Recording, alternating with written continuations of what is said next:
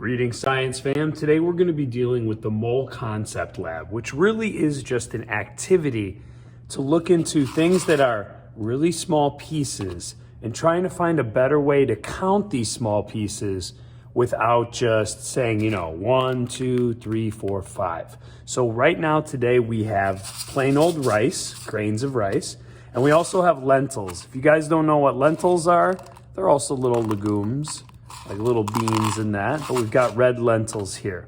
So you may be wondering again, why are we measuring out rice and lentils? Well, as you can see, if I need a bunch of them, like say I needed 3,000 lentils, that would be a real big pain to count them out individually. So there's got to be better ways to take small objects and count them out.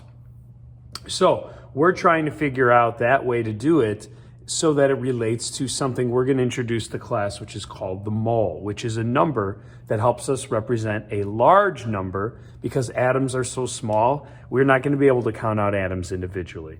So let's start out the lab.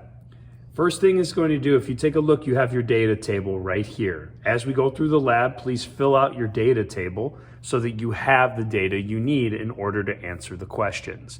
So step 1 says count out 20 dried lentils and find their mass.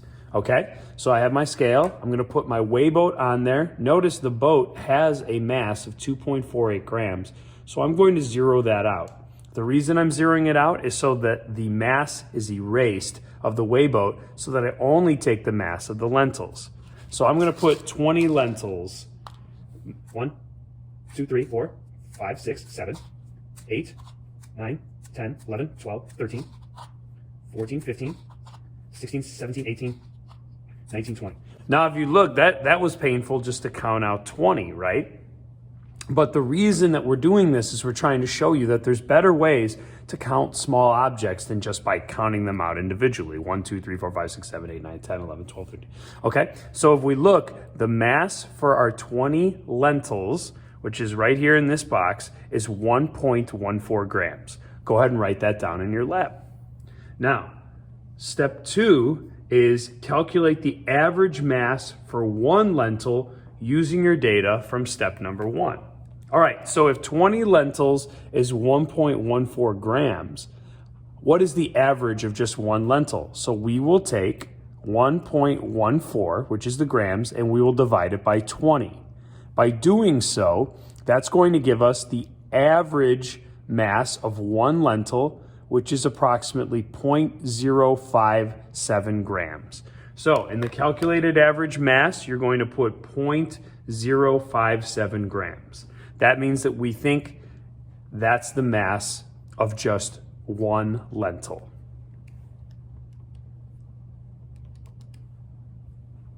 All right, so step 3 says use the average mass for one lentil to estimate how many grams 100 lentils would be. Okay, so if 0.057 grams is what we think one lentil is, how much do we think 100 lentils would be? Well, we could multiply that average of one lentil by 100, and we estimate that the mass of 100 lentils would be 5.7 grams. So in this third row, you're going to put 5.7 grams is what we think 100 lentils would be.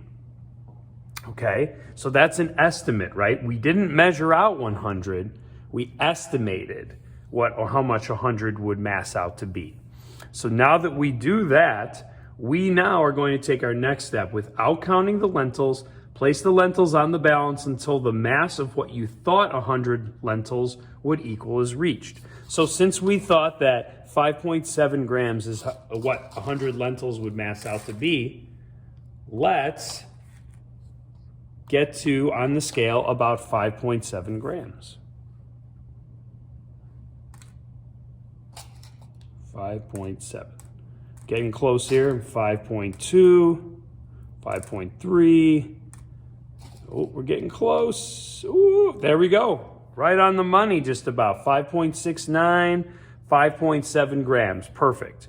So now that we have this, our next step says, after you've reached the mass, scoop up the lentils and place them in a small cup on the side for later. Okay, so we've got our 5.7 grams of lentils. We'll hold that for later. Fair enough. Now repeat steps numbers 1 through 5, but with grains of rice instead. Okay, so we filled out in our first column 1, 2, 3 rows. Now we're going to rice and filling out the same.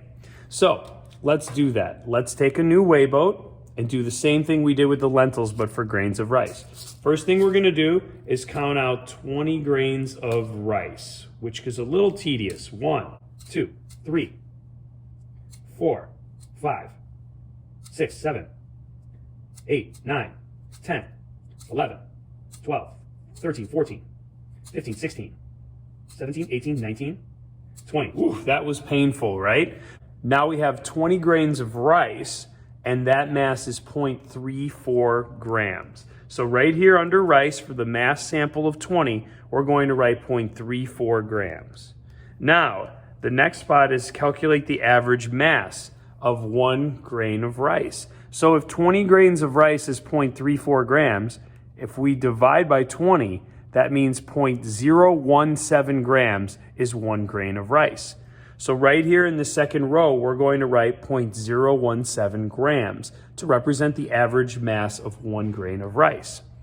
Our next thing then is, how much do you think 100 grains of rice would equal? Well, if we think 1 grain of rice is 0.017, if we multiply that by 100, we think that 100 grains of rice will be 1.7 grams. So let's mass this out to get to 1.7 grams. And then eventually we can see how close we are.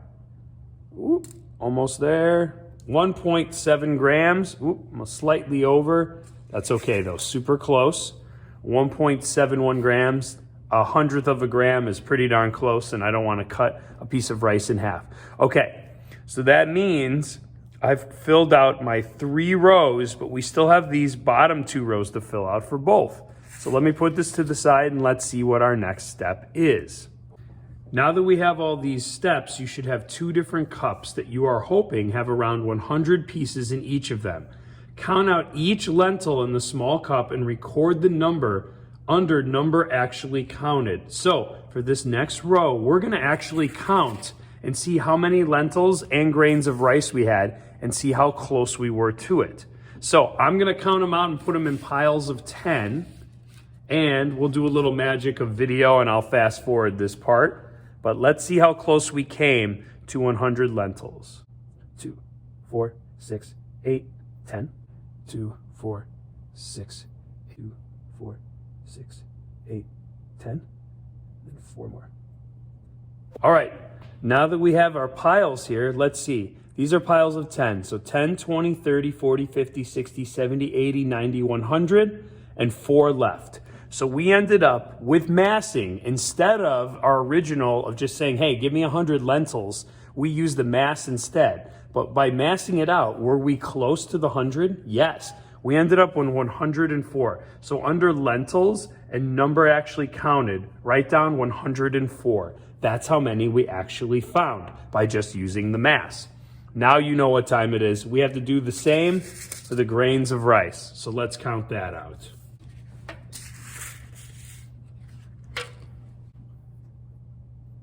2, 4, 6, 8, 2, 4, 6, 8, 10. Okay, so this pile has 9. Okay, so here we are with our pile. Let's see, 10, 20, 30, 40, 50, 60, 70, 80, 90, and this makes 99. So when we took the mass for the rice, we ended up with 99. So under rice and number actually counted, you're going to write 99. Hey, that's pretty darn close. And if we could avoided actually counting them out, we would be very, very accurate. So with that being said, your last part here, it says after you count out each lentil in the small cup, record the number, do the same for the rice. Now figure out a way to predict how much the mass of 1,000 lentils would be and also 1,000 grains of rice. So think about it. If you took the average and could calculate the estimated mass of 100 lentils, could you take the average and estimate the mass of 1,000 lentils? Yes. So use some simple math to estimate how much you think the mass of lentils and rice would be if you had 1,000 of each. Now, what was the purpose of all this? The counting is tedious, right? That's ridiculous if we need a large amount of small material. We don't have time to sit and count out 1,000 pieces. So instead, we can use something else to measure it in order to figure out something close to that value. So if I said I needed 10,000 grains of rice, let's use the mass of one average grain of rice and figure out, hey, how much is 10,000 grains mass? Let's mass it on the scale and use that to count instead. When we start working with atoms, atoms are so infinitesimally small, we're going to need to use other ways to measure in order to figure out how much we have of an atom. That's where mass comes in. Once we know the mass, we can use a new number called the mole to help us figure that out. Now that you have your data, you can figure out this last row using simple math and answer questions 1 and 2. How close were your calculations for the mass of 100 lentils and grains of rice? Were they close? You had 104 and 99. Answer that question. And why do you think your estimations came out the way they did? Why were they not perfect, but close? Think about that and write your answer right there. Once you're done with that part of your lab, since we're using the mass to figure out the number of grains of rice and lentils, the question is, can we start using other words to represent certain amounts? So that is going to be your goal for the rest of this lab. Read the information that tells you how much a word represents as a number, and then figure out and start trying to convert using the numbers. When they're new words, sometimes we get confused and we shut down and think, oh, I can't figure this out. But that's not true. You know the word dozen means 12. So if I said 3 dozen, you would say, oh, 3 times the 12 for a dozen gives you 36. Use that same mentality for these new words, such as passels. So consider that, and let's start trying to convert and use math to help us figure out a certain amount of small objects. All right, good luck, science fam.